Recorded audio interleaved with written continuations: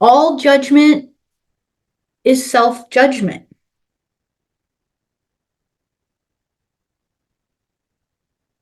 So if we feel judged by our family for not believing the same as them, or if we feel judged by our friends because we're not on their path, it's our job to look inward and go, where am I judging myself? Where am I still feeling like I need to fit in? Where am I still feeling a lack of confidence to actually stand as the divine cosmic fire on my own path?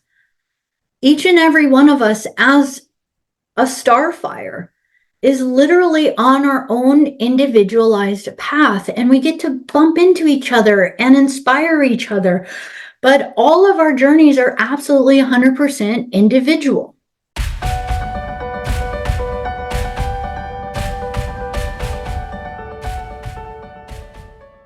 Being on your own individual path,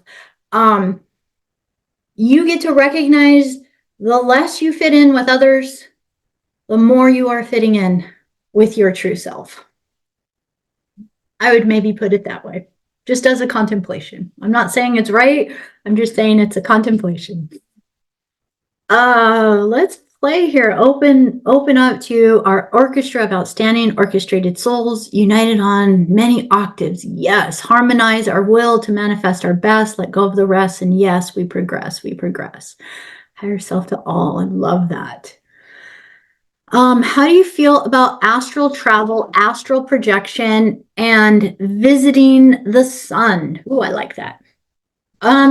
So how I feel about astral travel, astral projection.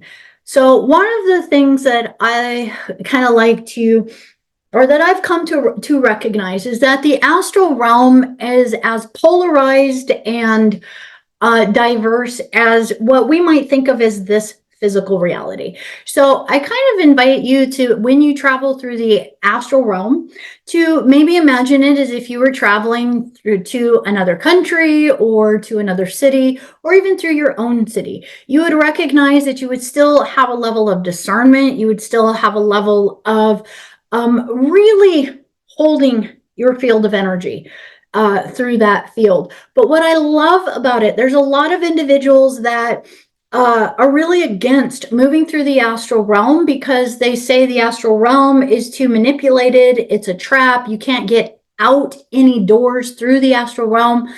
I don't feel that there are any definites with anything because we are such eternal conscious beings.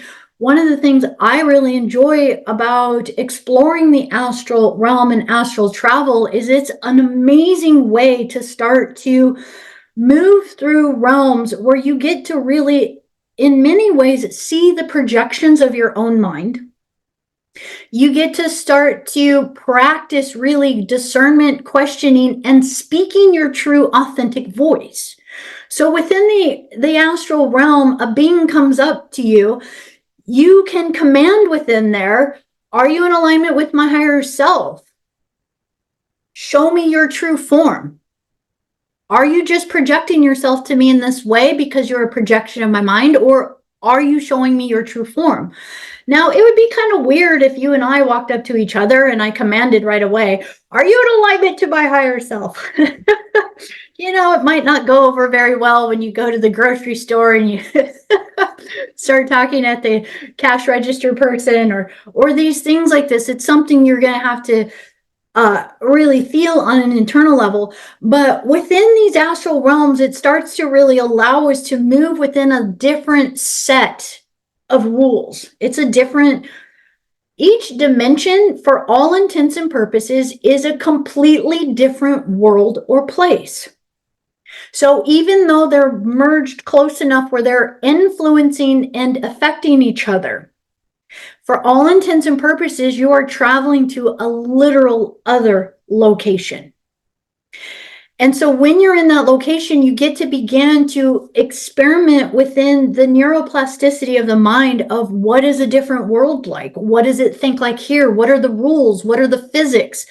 Knowing in the astral realm, you can fly, you can actually think a spot and be there, you can command things. There is shapeshifters. There are beings from all levels of dimensions within there. You can actually interact with the archons within those realms, the astral beings, disincarnate beings. There is all kinds of beings within that space. And one of the greatest gifts, and this is for me personally, one of the greatest gifts is actually beginning to dispel fear of the things that have been unseen or unknown. And starting to know that no matter where you go or where you travel, you start to have a trust within yourself of how you hold yourself, your shield, your light, your Christ consciousness, and your energy. So, when I think of astral travel, I do think there is a level of discernment that needs to be present within it, because I really feel that it's one of the most heavily populated realms that is actually influencing our mental body, our emotional body, and even influencing the etheric body through the shadow beings. So that, hopefully that answers that a little bit within there, because again, I think it's highly beneficial. I think it's a really neat way to start to learn some of the things that are influencing within this reality. Within there, you can actually begin to find some of the blocks, the traps, the beings that are working within those realms. So it also just starts to help us kind of understand a lot of the different players that are playing out in our physical reality, that for all intents and purposes, most of humanity is still acting like we used to act as a little kid. We want to just hide under the blankies and not see any of it, but it's really helpful to see it. And you asked a question about visiting the sun. There is a lot of amazing energy within the crystalline beings of the sun. I do know that there are certain beings that have proposed that the sun has been hijacked and that the codes within it are distorted. But in my experience with connecting to the sun, again, remembering that you have the eternal spark within you. So there is a vibrational energy that knows that the only reason we're having this experience right now is because of the sun. It is our life. It gives life within this solar system as far as our existence within this form. And as we are here on the surface, I feel, again, if we started to acclimate to, say, inner earth places, inner sun places, the crystalline core of the earth is just going to be a different sun that I think we're going to connect to. But the sun is also holds Akashic libraries and records within there. The beings that exist within the interdimensional planes of the sun are actually very, very helpful as I've connected with them. The records within, so there's a type of astrology that's referred to as galactic center or heliocentric astrology. And interestingly enough, when I first really started getting intrigued about looking at the astrology as a way to start to see our blueprint, start to see what starseed races that we might be connected to, the guides initially took me to heliocentric astrology. Now, it's very, very tricky because there's not a lot of information out there, but it's the recognition that it's that as a divine spark or as a divine being, that we didn't originate from inside of the solar system. That we would have originated, say, just for fun, from the great central sun, the great galactic center, super galactic center, or from the birthing of stars, from the rays, right? So as we begin to connect to, say, this vibrational energy, we would understand that outside of the solar system, even, potentially just even getting outside of the Van Allen belt, we would actually start to feel a lot of the lifts or a lot of the, the walls on our consciousness get lifted. We would start to have way more memories. But even moving, transcending beyond the solar system, we would recognize that our level of consciousness would yet again expand because we would not be constrained to the gravitational or the rules of this solar system. We are bound by the rules of the sun in this particular solar system. It is the ruler in this system. And so from an original ray or an original light perspective, we would see that before we were ever bound by karma, that you would not have been bound by any karmas within this system. I'm just going to keep this really vague so I don't go off into like the whole other constellations and stuff, because they're actually kind of still existing within this larger orbital. But if you were to imagine before you ever existed within the planes of that, you would not have had an astrological wheel. You would not have had karma. The reason why I love the astrological wheel and looking through it, because all it is really a map of showing where are you caught in the web, where are you stuck. The minute we get to the place where our astrological wheel has zero influence on us, we will have reached that ultimate state of becoming one with the dance. And that will disappear. It will not be relevant any longer. So there is an energy to how we first merged in. So it starts to show us original desires before, and that in order to enter into this is within a lot of esoteric perspective, that you first had to make an agreement with the sun. We first came through the Stargate of the sun. And that when you make that merging with the sun is then basically, it holds a huge portion of your consciousness or the greater aspect. So it's kind of like a holding library because you can't bring it all in. And then as we merge in, our next agreement is within whichever planetary body that we actually merge in with, because that planetary body has to donate their body to you to be here. So you are in an agreement with Earth Mother because you took on her form. I hope that makes sense. So within this, as you recognize the merging in through the consciousness of the sun, we merge in through this body of the sun. There is an entire library there that when you can connect with it, and this is something I've personally done, is I love to go to these libraries and connect with these crystalline beings within the sun. There is massive levels of wisdom within there. And moving through there as a doorway is, I only have my own limited perspective of it, as I have I've asked and I have gone through that doorway of the sun a couple of times, not a ton of times, but each of those experiences moved out into another layer of creation. And so the invitation would be to really just kind of see it as a doorway that kind of gives an ability to move into another layer of creation. Within that, I will, and this is again my own personal experience, so this isn't coming from anything else, but I did find that moving through that perspective, through that doorway, it was almost kind of like moving through a doorway and recognizing that you were just yet in another world, in another realm. And there was a sense of a desire to find the edge of that world. And when I got there, and I do want to preface this by saying this was way before I ever even researched or started to have connection with dragons, but I get to the edge, and in the edge, there was almost like this being that was moving across the edge of known creation, trapped, almost as though it was feeling as though it wanted out. It was looking for the edge. It was looking for the edge of where does it all end, because everything back inward was just stepping into a world of illusion or dream or creation.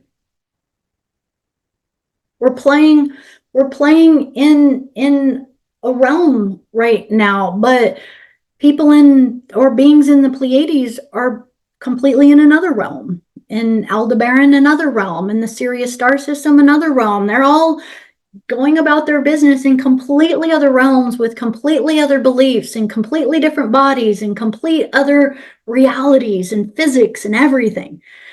But all of them are still in realms of experience.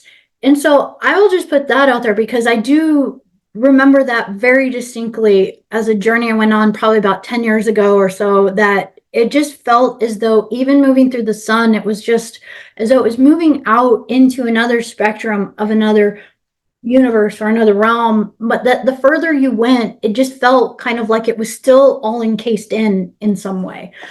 And within that, I think that gives us a really interesting introspective way to really look at the way out truly is in. So it's just a thought. There's really actually no answer into what I just said. So hopefully it gives you something fun to play with, because again, I really feel, thank you. I really feel that there is so much more than we can ever even conceptualize, because it's not even written here on earth. So when Gabriel says in the gospel, the Father is the unmanifested and the Mother is the manifested creation, is she saying that so we can understand what you just explained? Yeah, so in a lot of ways, because even the concept of the divine womb and the divine mother and the divine Shakti is still, in some ways, the Shakti Shiva is coming from the sound that cannot be heard. And so it's this the unheard sound, so to speak. And as we follow that original Om, we're actually seeing kind of the first emanation, the womb, and then the unmanifest, I guess, if you could look at it in this way.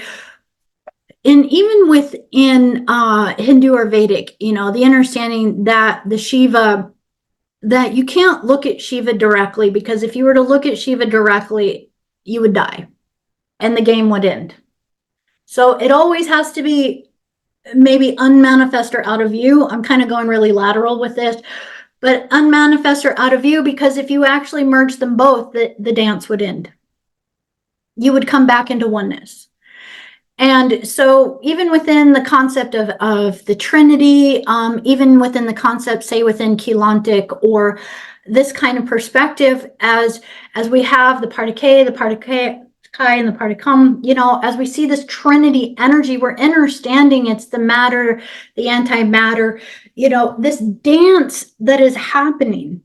But they're all still emanating from an original source. And then as it starts to manifest into what starts to become the particles of creation, it splits. It goes into this Trinity. And so within this, that is, I feel, another perspective of seeing this idea of the Father, maybe from this idea of unmanifest and manifest. I really feel like it's kind of an introspective thing to play with, for sure. Because within us, the Divine Mother is the matter. So she holds all is birthed within her, but we all have to use her body to be the manifested. One who lives in a house of mirrors might not want to throw rocks. That would be probably a good idea. Open eyes, watch projection, watch reflection, self-exposed in all directions. I see me for me. I trust in heart to make my selections. I love that. Right here, divine order has been so prevalent lately with me since solar eclipse. Emerald order, Melchizedek order, cause of a lot of disorder seen. So I just speak divine order in my atmosphere. Yes to the dance, yes to presence, yes to the dream. Ooh, I love that. That was super poetic. Be the dancer. I love that. Yes, this will be available to listen to again. Hi, Becca and everyone. If you haven't already, could I ask for your opinion on nanotech and how they're in our bodies through the air, food, and water, and how can we prevent this? Yeah, this is actually a really interesting question. I'm going to be really, really honest with you. I'm not a super adept on all of the different, say, maybe medical ways or different ways that we could support the body in this. I will kind of share some of the things that I have done. And within this, there are a couple different levels of the nano energy. And part of this is coming from what is referred to as the Thetan system. So even on an etheric level, when we even think of archons, these are all basically artificial beings. These are basically, when you look at them, they still look like a lot of these viral or nanite types of energies or beings. And one of the primary ways to actually work with these vibrational energies is through level of consciousness, when we look at them through the etheric levels. But the truth is the more that I've really meditated on this, I've come to a little bit more of an awareness, or at least leaning on the side of, that they have always been present and they've always been part of this creation. Now, we can easily say that the food we ate as a child is 100% different than the food that we are eating today. So we understand that there is modifications, there is actual attacks that are happening to our water, to our air, to our body, to all of these different levels. Absolutely. Now, within this, as I've meditated on this, and again, this is just my perspective. I'm sure there's others that have much more wisdom on things to deal with it. The guides have told me, don't worry about it. That it's all about our consciousness and where are we focusing on going, because the way they always say it to me is you're going to drop the body anyways. Now, some of you might not be going to drop the body. Some of you might be in a position that you are doing the work to take the body with you. Now, when we move the body, even if you were to say, have the body taken with you through, say, your soul family or your soul council coming to get you and to move you in, there's still going to be a massive transformation and a massive reconstruction of the body to actually function within other dimensions or realities. The physical body that we're in right now cannot actually function in these higher dimensional planes. So within this, part of what they have guided is to allow ourselves to move into whatever we're being led to. If it is hydrogenated water, so we have these neat little things, you push a button and it starts to hydrogenate your water. Whether you want to start adding maybe a slight amount of food grade hydrogen peroxide to some of the things that you work with, eliminating chemicals within the body. Anything we do to start to purify our physical form is going to be of great benefit in order for us to work with it. There is another, I want to say it's called methylene blue. And I don't know if any of you here are aware of it or can verify that I got the name correct on it. These types of things are actually really, really, I have personally used to bring in more oxygen to the body, to begin to create an environment within that starts to shift and change certain things. Being able to utilize breath work as a way to begin to increase the agni, or the fire within the body, to begin to burn through some of these things. So these are some of the things that the guides have shared with me. But as I really started to move down the path and really even starting to feel some of that frustration with, oh my gosh, can't even breathe the air, or all of the water, or oh, look what is happening here, or all of the food is this or that, because my body was getting super sensitive to it all. I started to shift and change after they really started to say, it doesn't really matter. What we're really truly doing is shifting our consciousness within our form so that we start to vibrate more from our light body levels. As we start to move into our light body levels, it actually starts to oscillate different frequencies within our body the way that they've shown it. So it does start to actually move some of these energies out. Other things that are actually really beneficial that we utilize is pyramid technology around the house.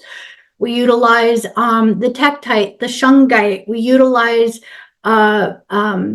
biofeedback frequencies. This could also be rife frequencies or frequencies that really resonate to help hold your consciousness at a higher level. But, you know, within this is something that we can recognize without a doubt that it's really prevalent on the planet right now. But what they keep saying is that as the ascension increases, there's a bifurcation that is happening. And part of why we feel so weird a lot of times is because we're starting to exist in a different world. Whereas the rest of the world is still, everybody in their own dream gets to live wherever they want to live.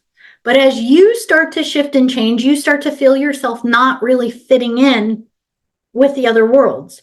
And as this happens, you can actually start to take that vibrational energy into your physical body. And I have not found a way to fully and completely move out all influence of the environment of this planet so far. But to the best of my understanding, what the Earth has been sharing and what the guides have been sharing is that this is a kind of like a transition period where the Earth is actually coming to a completion of a contract. And she's done with the role that she has been playing for housing all of these polarities in her plane. And she is now moving into her next level. We might see this as the merging back within the Tara or the Gaia, or even the Aurora Earth template. But within that as this split begins to happen, as we keep pulling ourselves into the new dream, we will find ourselves within environments or places that begin to support that detoxification. And also, I would feel that if you have a guidance within you, reach out, ask your guides, bring to me. Because I've actually talked with quite a few individuals that have found amazing ways to begin to shift and change the alchemy within the body. But I have not been given their entire protocols or what they have done within it. So I apologize. I don't have a huge answer on that. I just know that in a lot of ways, the guides have said to not worry about it so much, that there are things that are going on, but to remember that truly within your heart, nothing can impede your consciousness. So, you know, it might again be attachment that we have to form or wanting to take it. The sun talks fascinating peeps. This is a major key worth investigating. Yes. Oh, methylene blue. Yeah, you know, it'll turn your tongue blue. It is pretty wild. But there are some really cool talks on YouTube where there's people that really promote the methylene blue and these types of things. So definitely, if you're interested in that. My guides are telling me the same. Don't worry about the influences from outside. Keep your energy and focus. Yeah, I love that. I love it. I love it. I love it. So I'm just going to touch on some of these last couple things. I want to just see how everybody's doing. I know you guys have been hanging in here. Let me just check these last ones. So one of the things that someone was saying is that they were not sure how to work with feeling as though they were having a spiritual block. And I get this one a lot from a lot of individuals. This sense or feeling that one is disconnected, that one feels like sometimes maybe you're on the groove of something and then it all feels like it turns off, or you start to feel lost, or you start to feel these energies. That they were saying it's kind of like being thrown into a padded room and they lock the door. Does anyone have any advice on this? And so Within this, I can absolutely sympathize with this, because there is a sense many times, especially as we are going through these rebirths, that we would recognize we're not the same person that we were from the moment we came out of the womb. And so there's a constant reconstruction going on within our belief systems, within our energy systems, within our vibrational energy. And also, just to kind of put out there, especially if someone has an open splenic center within your human design chart. This means that your way that you perceive your intuition and your connection to source is changing almost on a day-to-day basis. So especially through these different transformations that are happening, and even especially through the eclipse. I know a lot of you are saying that since the eclipse, it feels like you can't even figure out how to navigate in this reality, is because there was yet another massive shift that has happened. Remember, anytime we start to feel a disconnect within how our brain is processing, the invitation I'm going to have for you is tap into the frequencies. Find where it is coming from. Just say trail to point of origin. Is this coming from something that is artificially induced upon my brain? Or is this my higher mind integrating more and more? Is this my true self going through an integration, transfiguration, or shift? Okay, because we're actually a really easily manipulated bioform. It doesn't take much to project a frequency or an energy at us for us to get dizzy, for us to feel disoriented or discombobulated or something like that. So when you tap into wherever that vibration is coming from, you can begin to at least tap into, is this in my highest good or is this not in my highest good? From that perspective, then you can immediately proclaim your free will of sovereignty of I do not consent if it is coming from something just being projected to Earth. The secondary thing I would say from that is if you are feeling something that feels artificial or is that it's being projected to Earth, not within the highest good of our higher self, that within that vibration, we can begin to not only take all of the karmic energy of that, but we want to send it back to wherever it originated. We're not gonna take that onto our consciousness. So we want to make sure that we're not allowing ourselves to get embedded by any of that energy within our field. But a lot of times it's so similar to the feeling of starting to move into a new world. You are the one that's changing. You are the one that's becoming more and more aligned to your higher self. So you are the one that is choosing to not play the same game, to not put the same importance on a job or how you do something. Here's the key. We want to recognize we're still in this reality. So it's still about being a participant within it. We don't want to check out. We don't want to say, oh my gosh, well, if none of it's real, then none of it matters.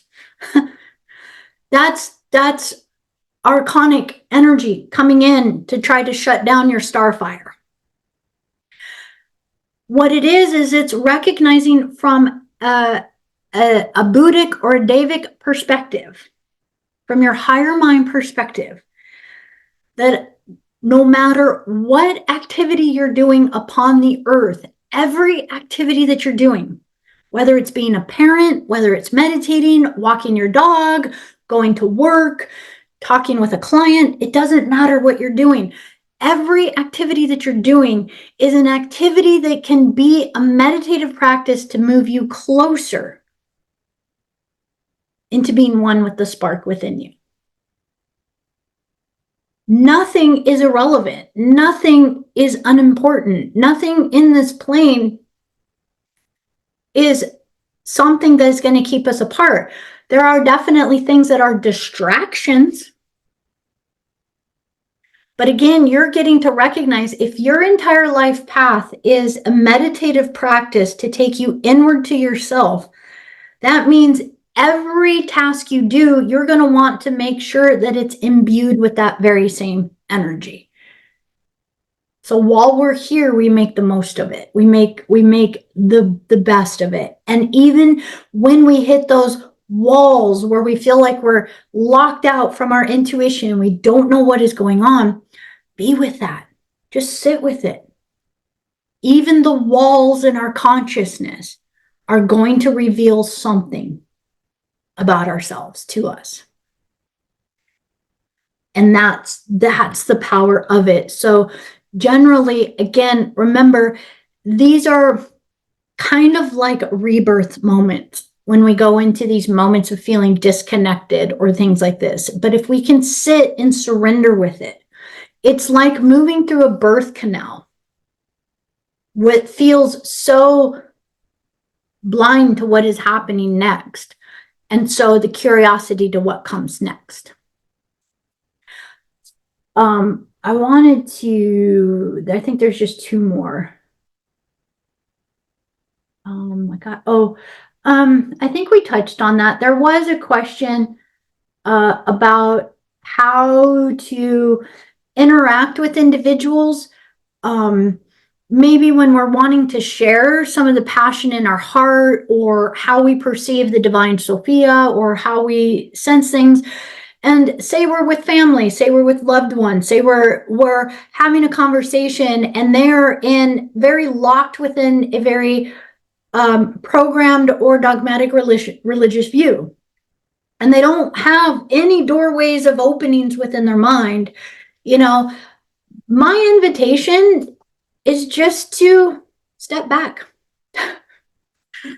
The invitation would be to step back, because the only thing that's truly going to happen is, one, they're going to plant their feet even stronger into what they believe. And two, you're just going to feel frustrated. Whereas when we get to step back and surrender to that, they are exactly in the world that they're choosing to be, we get to start to see, well, that's an interesting world that they're in. I'm not choosing that particular dream in this lifetime.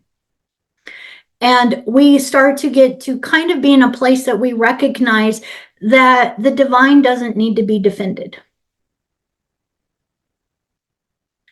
But it's kind of more for us. It's more for us in a lot of ways to recognize what is it within us. And it's usually because we love them so much. We don't want them to be trapped or locked in something anymore. And we're like, no, come over here. But, I would say in a lot of ways, when we take the solo path, when you take the initiate's path, there's a lot of people that wouldn't want it. Because it can be lonely. It can feel very difficult and different. The last one I just wanted to touch on here. Oh, there's actually one last one. And I don't know where I have it on here. Someone was asking, what do we do if we have individuals within our reality that are creating a massive chaos within our dream? So for instance, say we have a neighbor that's really, really loud or intrusive, or that is creating a lot of disruption within our sacred sanctuary of our home. And there's two things that I want to share with this, and that is that when we get to see this, we're still looking at some reflection within our environment around us, within our mirror projecting in our world around us. So part of it is getting to understand where are we being disrupted, and going like, okay, there is an energy that says, hey, where have I also tolerated this within my life? There are certain things that are going on. Maybe it's super loud music, maybe it's really intrusive energies. And we recognize that part of it is starting to make that proactive stance is to, I do not consent to this. A lot of times we can't deal with something directly because it will just escalate it or maybe even make it worse. So let's deal with it from that perspective. If there was something that could be done probably in the physical, that would have been done. But if not, here's how we can potentially energetically work with this. So I do have a personal experience that had a similar situation. And this was the process. The very first process is to, first of all, you want to make sure that your home is absolutely fortified with, have you done the sacred ritual around the boundaries? Have you set all the sacred corners?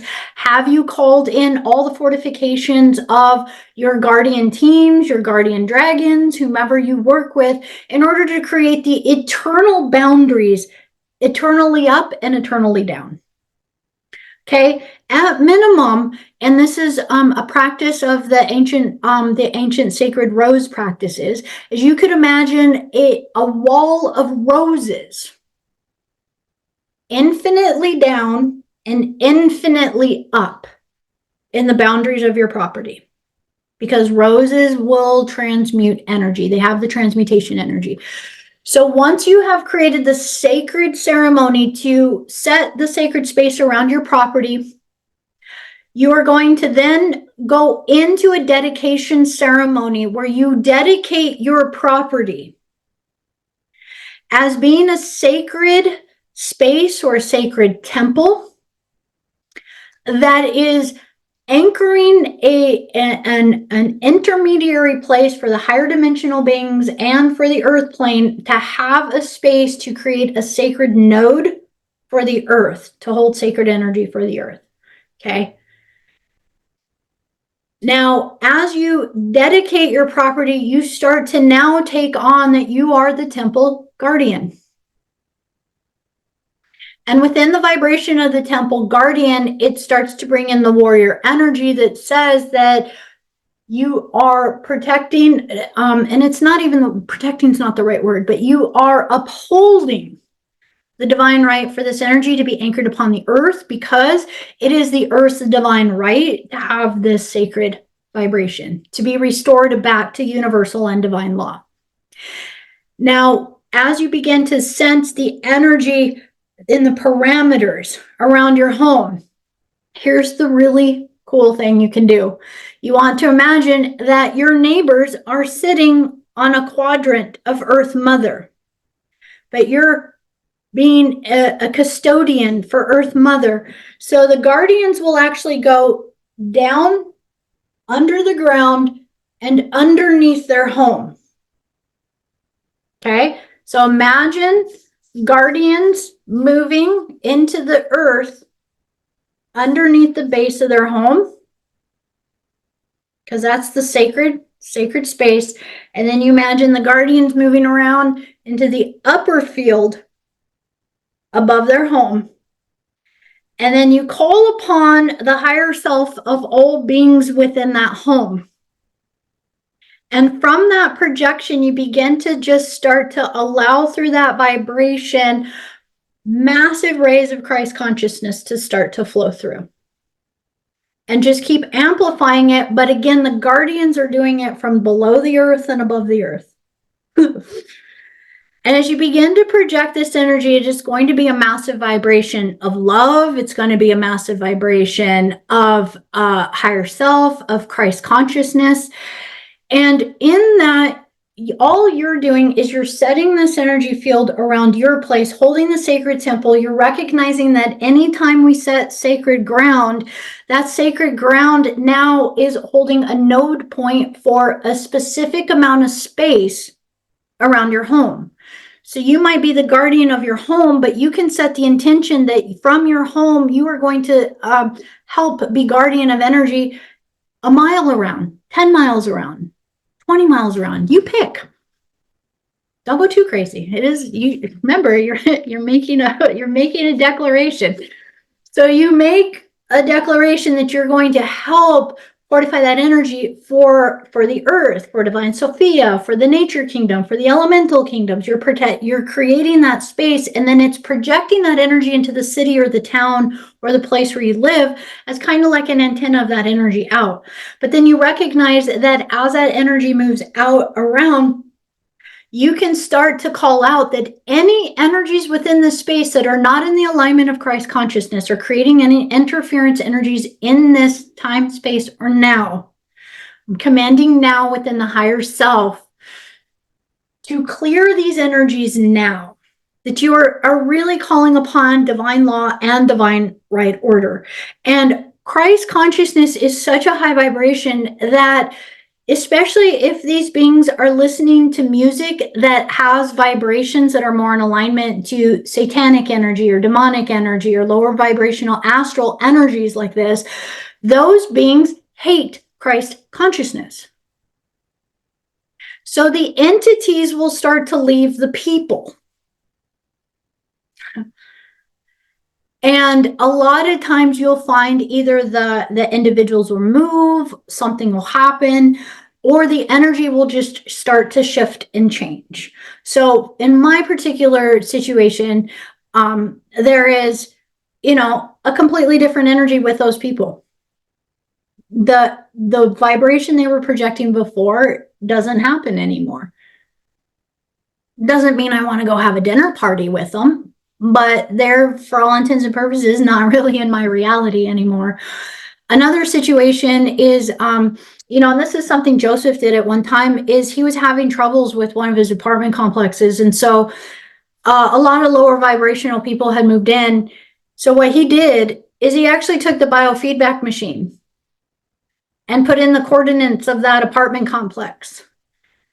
And in the middle of the night, everybody left.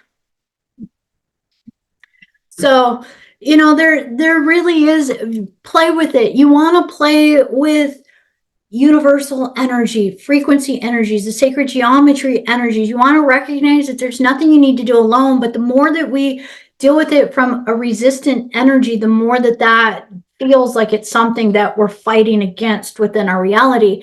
And then there does come a time sometimes when we want to recognize within certain situations is if this is something that has been deeply rooted or embedded within a place, is this something that we're just fighting against it?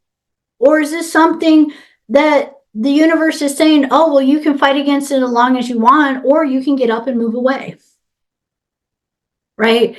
So a lot of times there's energy we can do in order to support something. If the energy shifts and changes, awesome. But sometimes the lesson is, how long are we going to sit with something and make it wrong rather than get up and move ourselves somewhere else? And so that is an invitation. Everything is. So much love, you guys. I know I kept you guys super, super long today, but I just wanted to be here with you. I love being here with you guys. As we keep going through all of this, please, by all means, let's keep posting with each other. I do feel as though I want to, I know I said this, but I think I want to split this monthly Q&A up into 2 for the month so it doesn't build up so long and so we stay a little bit more connected. What do you guys think about that? Would you be up for an up, down, maybe, yes, no? I love it. Some yes, some no. Okay. Well, if it works, great, because I'm just thinking I might split this. The other thing is I'm also kind of dancing between a couple of different things as far as another book read, another live book read to do with each other. Now, of these 2 that I have, one of them that I've always kind of had a passion for, obviously, as you guys know, is the Gospel of SoPhiA. There's been a part of me that I've thought it'd be really neat to go through the series together so that we can contemplate and go through those readings. And the other one is that there's a whole series of initiations. I'm calling them initiations, but basically these are coming from the Keylontic practice. So going through a bunch of the I'm having the name slips. We're just going to keep using the word initiation, but going through a bunch of these initiations through it. There's a whole series of them that, I thought might be really neat to do together as a group, or at least to offer as a way to guide everyone through them, because sometimes they're difficult to try to do on your own.